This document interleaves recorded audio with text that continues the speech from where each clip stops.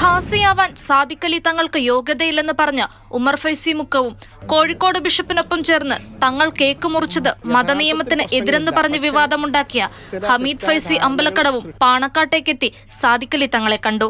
ജിഫ്രി തങ്ങളുടെ അധ്യക്ഷതയിലായിരുന്നു ചർച്ച. പാണക്കാടിനെതിരെ പറഞ്ഞതും സാദിഖലി തങ്ങളുമായുള്ള വ്യക്തിപരമായ പ്രശ്നങ്ങളും ചർച്ച ചെയ്ത് പരിഹരിച്ചെന്നാണ് ഇരുവരുടെയും പ്രതികരണം. യഥാർത്ഥത്തിൽ പ്രശ്നങ്ങളില്ല, പക്ഷേ ചില തെറ്റായ ധാരണകൾ സൃഷ്ടിക്കപ്പെട്ടിരുന്നു. വ്യക്തിപരമായി തങ്ങൾക്ക് പ്രയാസമുണ്ടാക്കിയ കാര്യങ്ങൾ വിശദമായി ചർച്ച ചെയ്തു. അതിൻ്റെ നിജസ്ഥിതി തങ്ങൾക്ക് ബോധ്യപ്പെടുത്തി കൊടുക്കുകയും ചെയ്തു. ഞങ്ങൾ പറഞ്ഞു തങ്ങളിങ്ങനെ തെറ്റിദ്ധരിച്ച് വലിയ സങ്കടമുണ്ട്, ആ കാര്യങ്ങൾ പറഞ്ഞു.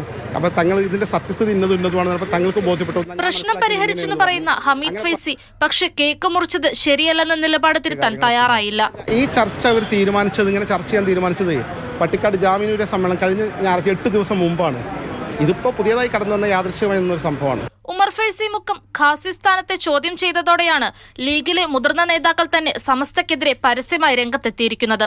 ഇതിൽ പ്രതിസന്ധിയിലായ ജിഫ്രി തങ്ങൾ ഉമർ ഫൈസിയോട് പാണക്കാടെത്തി ക്ഷമാപണം നടത്തണമെന്നായിരുന്നു നിർദ്ദേശിച്ചത്. പട്ടിക്കാട് ജാമിയ സമ്മേളനത്തിൽ ഐക്യാഹ്വാനമുയർത്തുകയും ചെയ്തു. എന്നാൽ തൊട്ടു പിന്നാലെയാണ് ഹമീദ് ഫൈസിയുടെ വിവാദ പരാമർശം. കേക്ക് മുറി വിവാദം മറ്റു സമുദായക്കാർക്കിടയിൽ ചർച്ചയാവുമെന്നതും ലീഗ് സമസ്ത ബന്ധം കൂടുതൽ വഷളാകുമെന്ന ബോധ്യവുമാണ് ജിഫ്രി തങ്ങളുടെ അധ്യക്ഷതയിൽ പാണക്കാട് അടിയന്തര പ്രശ്നപരിഹാര ചർച്ച നടന്നത്.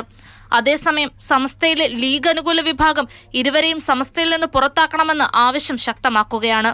മാതൃഭൂമി ന്യൂസ്, കോഴിക്കോട്.